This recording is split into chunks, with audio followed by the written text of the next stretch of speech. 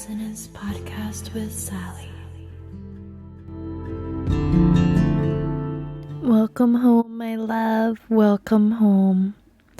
Welcome to the Roaring Resonance podcast, where we are not new to diving into the depths of our shadows, the depths of our very being, our condition and our way of life, and coming face to face with death itself, and finding the light in the dark, and we rise to the heights and soar to the sky, to the unlimited above. We rise to our unlimited potential.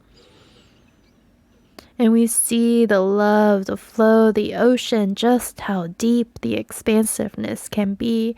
And that is the energy of this space, alchemizing, coming into sacred union with the above, the below, the within, and the without. We are in harmony and balance to what is and what can be. And we celebrate the fullness of the human experience as eternal multidimensional soul in human flesh. And we celebrate the dark, the shadow, what no longer serves. And we celebrate what is coming into our field, into our energy, into our life. And we align to unity consciousness, believe in and trust in and celebrate the this and that as we continue forth within our journey, rising to wherever it is that we want to be, whether we be in the fifth dimension or even higher planes.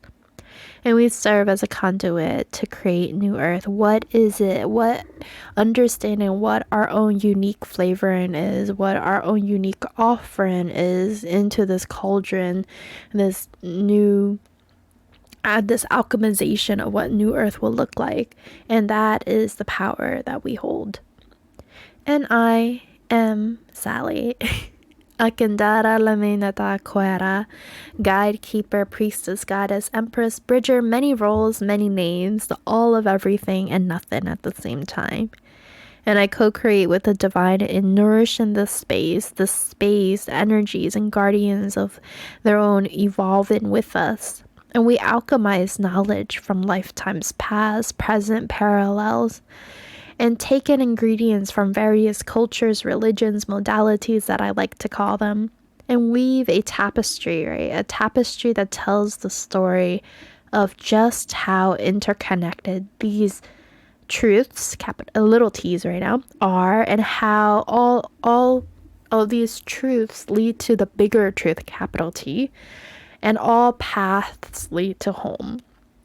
And how all the various modalities, the tools, they are all paths and perspectives that lead us home. How all of these perspectives are, how all of these modalities, these paths that people have, religions, cultures, tools, are all perspectives of the divine. And we are going to share how you can maximize these modalities for your own timeline creation, encouraging you to remain open and mix and match what aligns to you, that one is not necessarily better than the other or anything like that, but rather what aligns and what doesn't align to you. And you'll find that maybe you follow a certain religion and you want to use tarot cards. And then you also want to do sound healing, and you do Reiki, or you do Reiki and you don't have a particular religion, whereas you take all religions and you mix it into, you take the best of everything, or what you find is the truth and what these religions have to offer, or cultures, and you make your own. You make your own library, right? This culminates into your own library. And this library is, as you dive into the Akasha, as you dive in your meditation, the visioning, as your clear senses, your intuitive abilities are deepening and strengthening. This is the information that is going to be pulled from your library, right? So the more knowledge that you can gain, books, music, art, and everything in between, you are only going to expand your library. And through your meditative dives, through your shamanic journey, and your intuition is going to tap into this library to channel in these messages in a way that you can understand, because it's made up by your library. And I've talked about this before, and happy to always talk about this in more and more detail as we expand our set of set of offerings, I guess, here in the space. All right. So if this all resonate with you thus far, I invite you to subscribe and settle in. And these are timeless readings, meaning they are arriving in perfect divine timing to when you call for them, unconsciously or unconsciously. And just as I clicked record, can feel the energies. Before clicking record, I opened sacred space and I set the intention to allow the divine to work through me and start channeling the message. So I could already feel just how swift the energy is coming through, just in the manner of how I'm talking. So I'm counterbalancing, and you can tell right now too, is I'm working to counterbalance and to slow it down a little bit so that it doesn't come in as being too overwhelming. And we have the full moon in Sagittarius tomorrow, and that energy is all fire energy. It's like this energy of like, let's grow, expand, you cannot contain fire. So I will probably be alternating between the two, either going really fast or slowing down, because I just want to be able to share clearly and that you can follow along, and have this as an accessible to all of our family across the globe. Ooh, all right then. So as I was saying, these are timeless readings. They are coming to you in perfect timing in when you call for them, consciously or unconsciously. I will note that, this is a very powerful gateway. This space that I'm co-creating is very powerful, and it has really big transformative energy that if you're going to follow, like almost like if you're going to hop onto this wave, it is going to take you to places, into place. So, and I want to premise that and prime us in anybody who wants to come through the space, right, is that recognizing that you are a sovereign being with full rights as a sovereign being, and know that you can consent and also take back your consent at any time. So consenting to consent to what aligns to you, and also recognize that when something doesn't align. So there requires a level of discernment, a level of consciousness, a level of just deeply understanding and ready to accept the fullness of your power and your abilities. Because transformation, transformative energy, spirituality, spiritual awakening, there is people talk about the euphoria, but there's also the other component. Like there are, especially as in this space, we dive into the roots of things. So the roots into the shadows, into our conditioning, into our trauma, into our ways of being. It can be pretty intense, to say the least. So I want to prime that by saying that if you are stepping into this space, know that it carries a huge transformative energy. And so if something resonates with you, then you can affirm and accept, and you can also tweak the energy, right? So you can also ask the universe. So this is where your agency, like, instead of thinking like, oh, I can't control it. No, you can.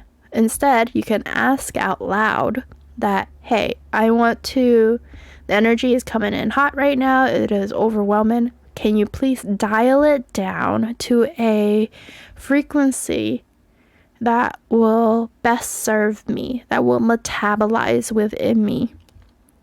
And through dialing down, you dial it down, and then you allow yourself time to integrate.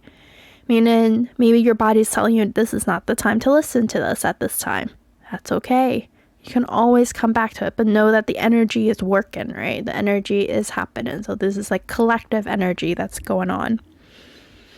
So ask for how this energy to come into your field in a way that you can metabolize. And if you feel like, I got this, I'm good, you can ask for that dial to turn up higher.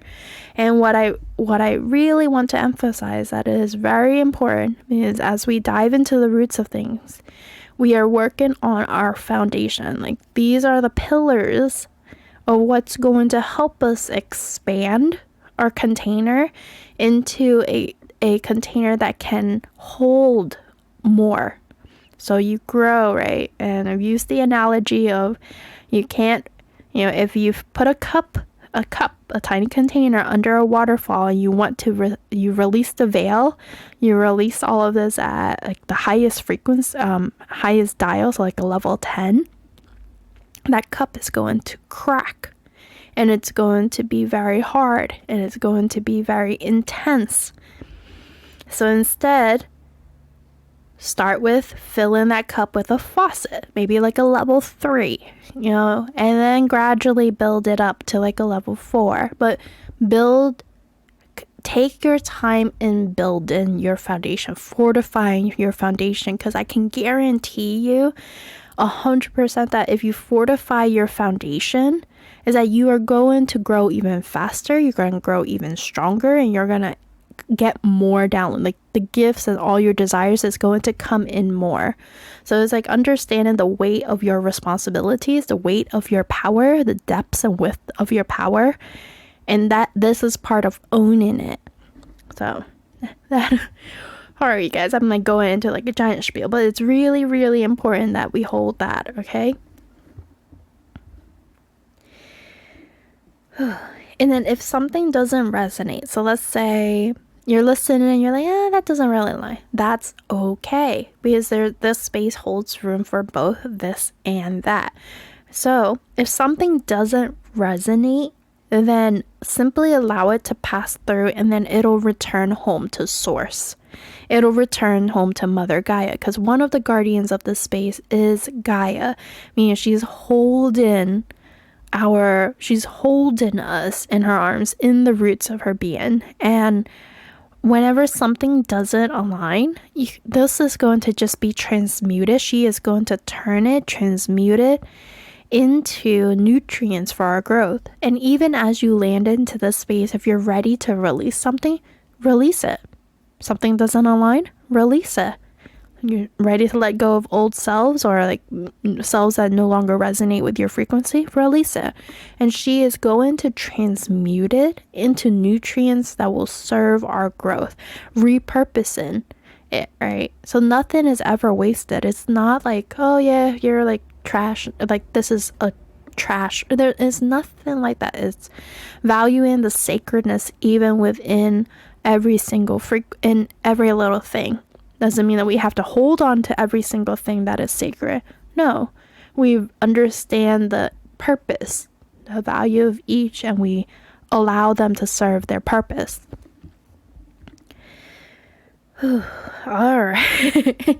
So all of this is actually, I'm glad we're going down this route, and that the divine is coming in strongly with emphasizing how important it is to have foundation, because we are about to introduce to you the wisdom of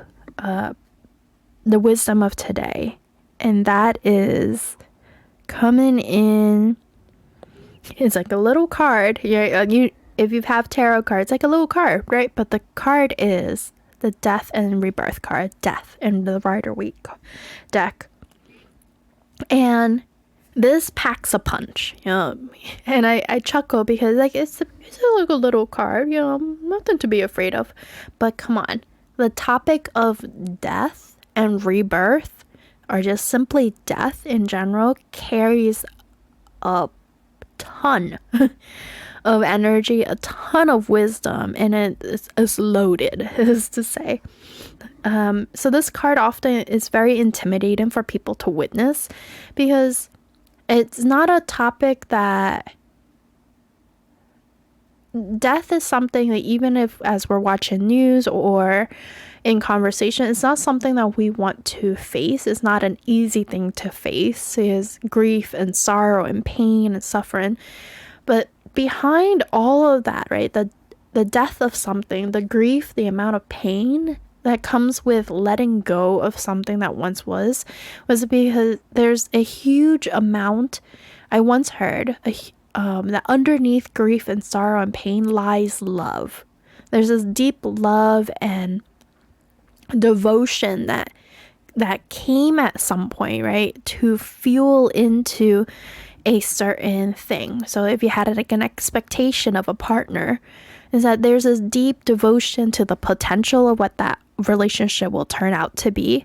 There's to the partner, the trust, the devotion, the love is like you truly love to what you knew of love. And then the death of that, right, is when that relationship doesn't work out and you realize like, no, this isn't what I signed up for. This is not what I want in my life. And the sorrow and the grief that comes after in a breakup, right? And that grief and the sorrow that comes is like, why? Questioning, the reconciliation, the anger, the sadness, all of that comes from like the death, the shedding away of a certain time of your life, a certain version of you as you become wiser and you take all of these knowledge, the lessons learned, and you incorporate it into like embodied wisdom. So death packs a punch, to say the least. And it's interesting because on the Rider-Waite, it's not, how do I put this? On the Rider-Waite, the traditional deck is a skeleton in black armor riding on a horse, and it looks victorious actually. And I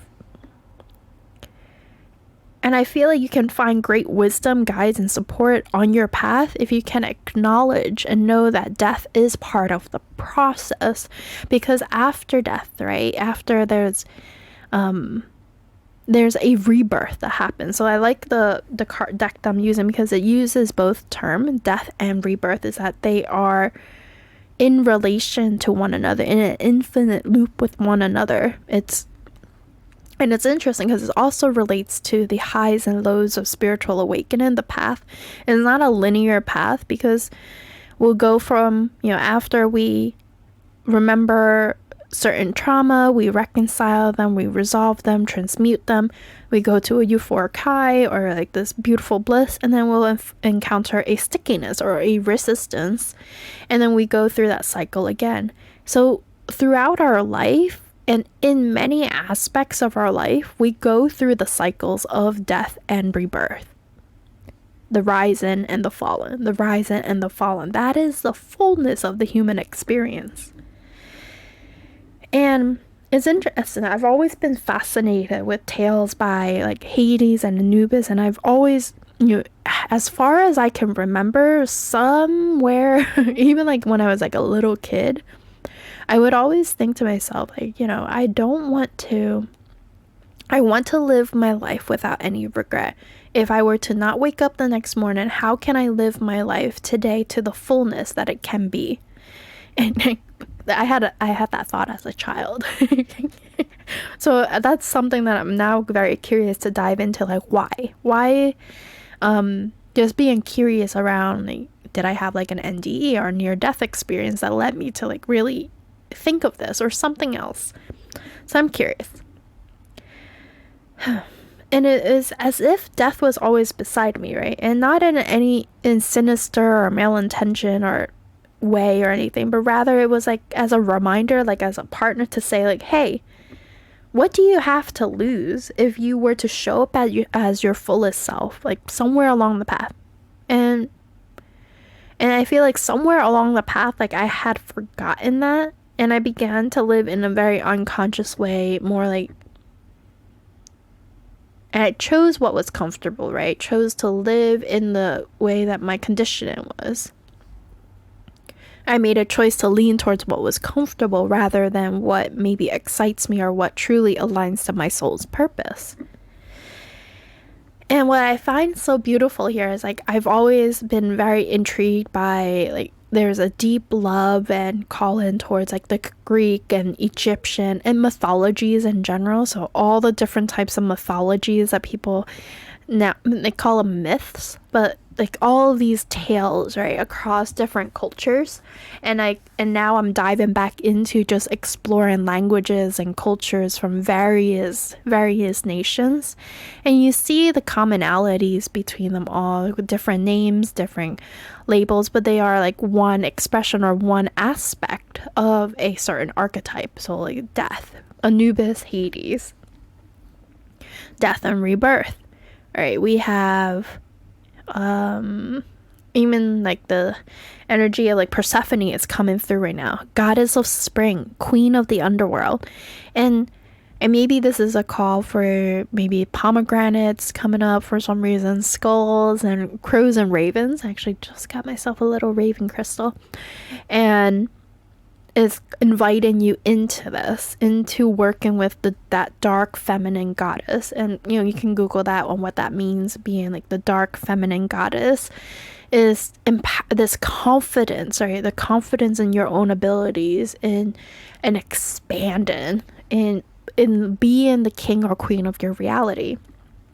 And she holds this great power, and what she shares with us during her path is the path of the maiden, like the innocence of being very sheltered, being the goddess of spring, like all rainbows and roses, and then transforming into like the empress, meaning recognizing the path of the journey, that there is so much more to just the rainbows and the roses. Rather, there is a depth to thing, like where and through this she transforms all of this knowledge into becoming an empress.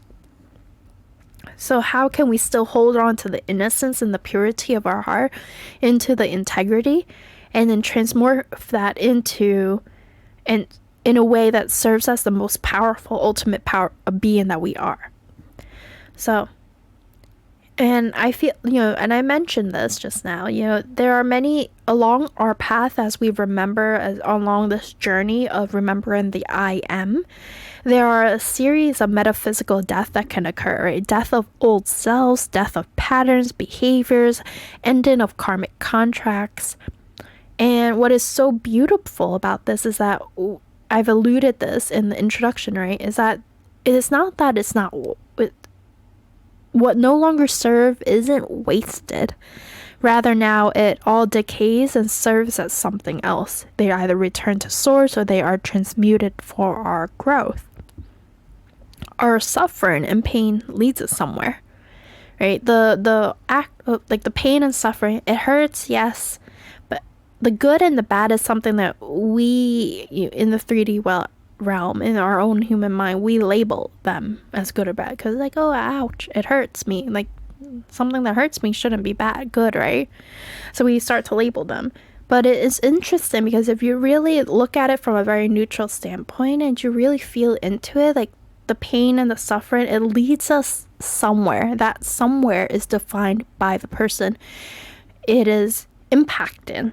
It can either lead you to great lessons. Like, that's why there are certain people in life where you meet, like, they've gone through you can never imagine that they've gone through the things that they've gone through, because they are very happy, still very kind, not jaded.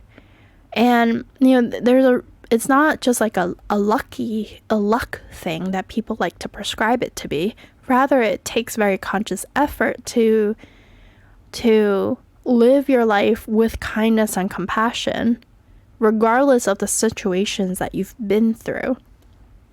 And this is not, I'm speaking super high level here. And I know we're not going to dive into the nuances of every particular situations, because there are situations that are horrific.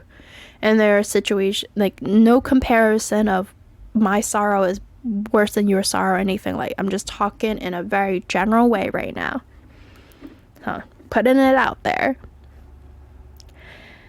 Or we can look at things and judge it by its nature, and then you can fall into the dark, meaning like, I've been hurt before, I'm gonna go out and hurt other people. So again, very generalized way about how people use the pain and suffering for what their path is going to be. That is ultimately what I want to get to, is that the pain and the suffering, there is what you want to label it or prescribe that moving forward, how you want to use that particular ingredient of pain and suffering in your life. And I like to equate death too with, death is a natural process of life, right? That's why it's also a major arcana card, a very monumental, a milestone within our path. And death is a cycle, Wheel of Fortune, right? It's a cycle, part of our cycle of living. And similar to the season, so if you live in the Northern Hemisphere and you have the opportunity to experience the 4 seasons, there's the fall to winter to spring to summer and back to fall. The cycle, right? So let's say in the fall, we start to reap our final harvest. We start to see things decay, start to wither away, fall away, die. And it's an opportunity to let go of what no longer serves while celebrating the final harvest of what this had all produced.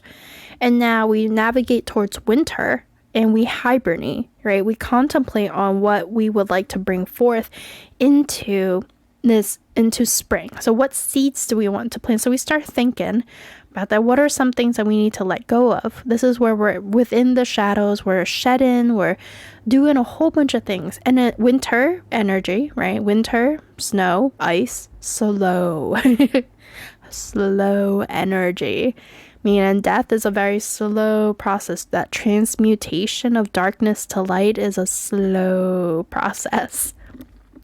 As we spring forward, right? Spring, moving forward, life begins again. And there's an explosion, especially around Beltane, which is the beginning of this month, right? Of May. And Beltane is an explosion of spring energy. April is like building it all up. March is like when you're like, the seeds are planted, you're nurturing, you're watering. Oh, okay, April, it's building up. There's a build up. And then May, poof, explosion, first sprout.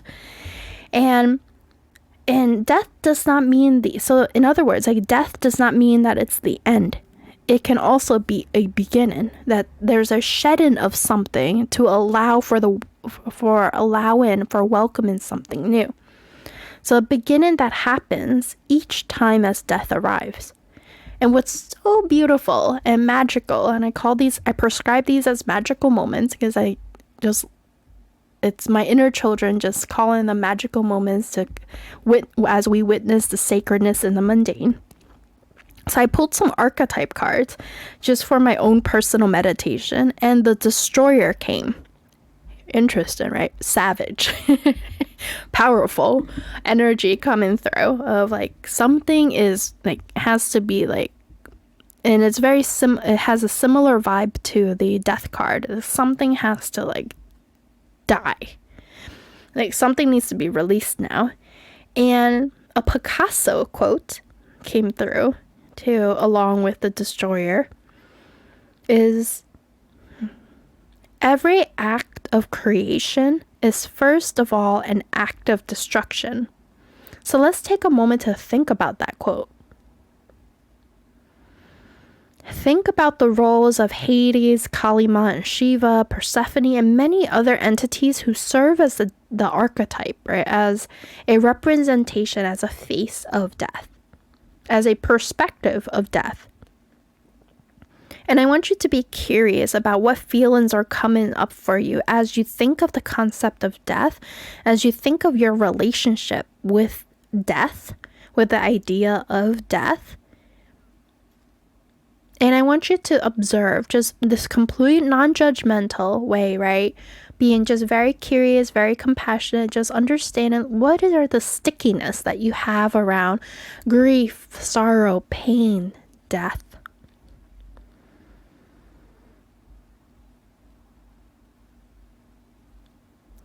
And personally, when I feel into that quote, I feel that for there to be more of something, right? Especially as our cup continues to grow from a teeny cup to an ocean to even more expansive, is that shedding that happens is like that expansion that happens. It's like birthing something, right? expansion is like it needs to go through like a layer of shed, and like, okay, there's the uncomfortable growth that happens, the stretching of our limbs, the stretching of our roots. Like there's this like deepening of it where it has to go through to hold, and it takes some time for stabilizing, and then it repeats, it matures, and then it goes through that process again. That's why we have so many beautiful humongous trees, right? They grow.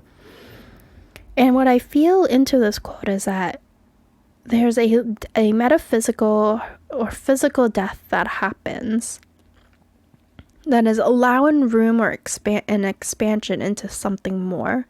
So this death serves as a beginning point, an ending and a beginning. And it creates room for more. That something needs to let go. Like something, we can't hold on to old ways, but also want to be, so here's an example here. Abundance and prosperity. Can't hold on to the idea like I want more money, and also hold on to the idea of, yeah, I'm afraid of money. Yeah, I can't, money doesn't come to me. These two ideas are very opposite energies. So it's like, kind of have to, like, what are you willing to let go? Are you ready to let go of that lack mentality to embrace like the fullness of abundance? All right, so it's like this is where discernment comes, right? It's understanding what aligns to you and what doesn't align to you. And we talk, and they exist, right? They both serve a purpose. However, there are times when it's like we hold room for the this and that truth, and also is understanding like, now that you have these two paths in front of you, what are you going to choose? What ingredient are you going to add? What tools are you going to add to your own toolkit? Ingredients that you're going to add to your cauldron of life. And another idea that's coming up too. All right. As our capacity to hold increases and becomes even more boundless, we have to understand on what you have to be very conscious about what you want to hold within your field and what no longer serves you. And what I'm getting is like this another coming in is like that idea of leaving someone or something behind. Especially as you venture forth on your own path, there's this collective energy, right? That we have to carry, all of us, meaning we have to carry all of our family, our loved one, our partnership into where we want to go. So let's say you want to start a business, but your partner's not really into that or not really aligned to that, but you're like, oh, I gotta pull you're like pulling them along with you. So it's like this idea, right, that you either have to carry everyone or no one. Like there's this all or nothing. However, like I want us to be curious, right, and question these presumptions. Like, where did this idea come from? Is there like an alternate way of living? Can't we like venture forth first and then come back later? Or maybe we live our way, and in doing so, you're mirroring to other people that they can do the same. Like, I'm very curious, imagining a world where people actually follow what their heart wanted and what lights them up, and like we're all doing that, and there's no prescription of selfishness or better than or anything like that. It's just like this is our nature. Our nature is to follow our soul's purpose. Imagine what that would be like. So I'm just curious. My mystical musings. And then speaking about death, another concept, there's so many things I want to talk about today. There's a slowing down, right, as we release. And just as I was describing, like in wintertime, as we hibernate, we are slowing down. Right, because that slowing down serves a purpose, is to transmute that dark matter into light. It takes time to shed, to hibernate, to remove layers of conditioning, to close out contract. But this slowing down too, what's coming to mind is like a ritual for releasing, right? A ritual to release something that no longer serves. And this taken the time to celebrate rather than just like tossing it into the trash is showing that relationship, the ending of something, with reverence, with respect, with love, with kindness and compassion. That, hey, you helped me along the way. You taught me so many things. You showed me how I can be, how much I hold. Right? You showed me how, like, I knew what I knew how to love, like how I knew how to love, and I was able to, protect myself thus far. And I'm ready to release you. I'm ready to move on. There's a respect that we pay for the things that did serve us. Like it did serve us at some point. It gave us companionship. It gave us comfort. It gave us barriers. Like there's something there. So it's allowing us to take this time to respect, to honor what no longer serves too. It comes full circle because felt the urge to talk about like prime in us as we enter the space, right? Foundation. Every piece of what happens in our life forms our foundation. And now what we're transitioning to, right? There's this huge quantum shift that's happening between doing things in an unconscious way and now recognizing and owning and taking full accountability of our powers and our abilities, and being very discerning on what is it that we want to take with us moving forward into the new timeline. And what we're doing is firming our foundation, and foundation takes time to build. But once you do that, once you take the time and you pay the reverence for it, right, you are going to expand at a rate that's even faster than you could ever imagine. But when we don't pay reverence, like let's say I'm gonna just toss it in the trash like it's nothing. There's an energy that's still tied to that. And it's like almost like pressing down, like repressing an emotion, right? Rather than acknowledging the gifts that it gave us, as well as the pain, acknowledging the fullness of what it gave us, and then ready to let go without any animosity or anything like that. It's just like letting it go now, kind of like a water lily with a candle across the water.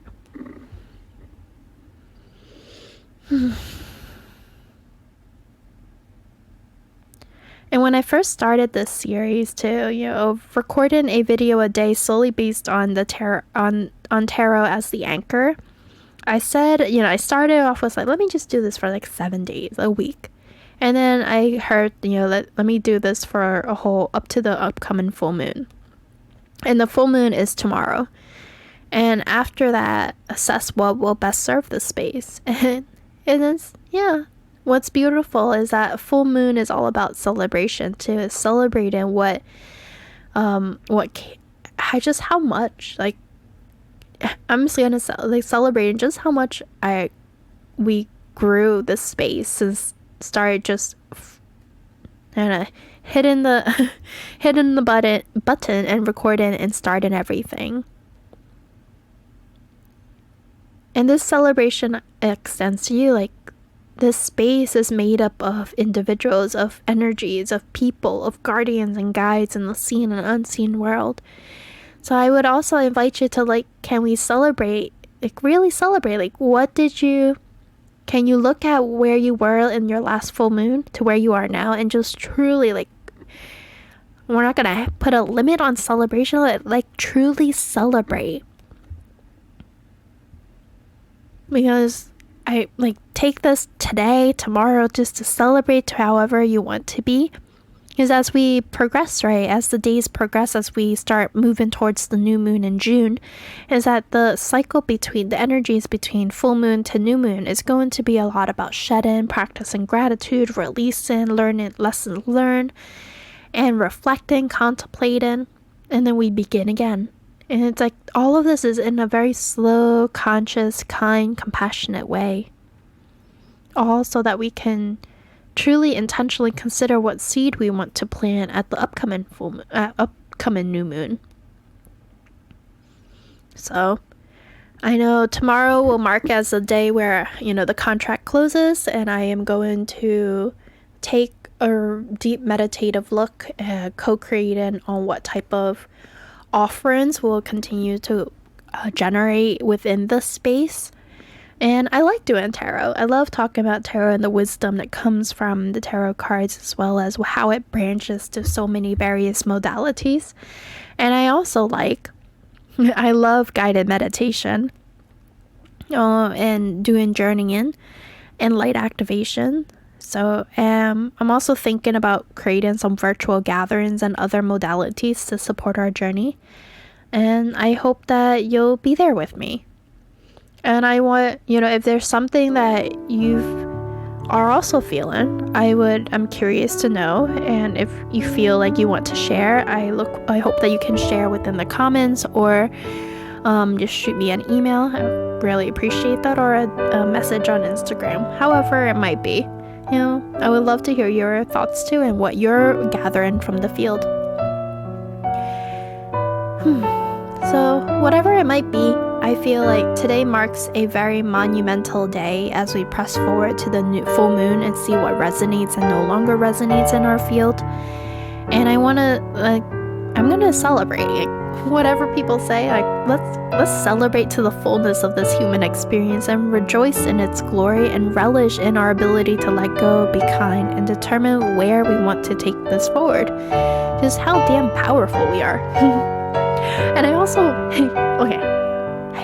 also pulled the Warrior card, and the Warrior archetype is a powerful card to come alongside the Destroyer and Death, because a warrior, an advocate, fights for something and is willing to die for something. So the question that arrives here is, what are you willing to commit to? What are you not?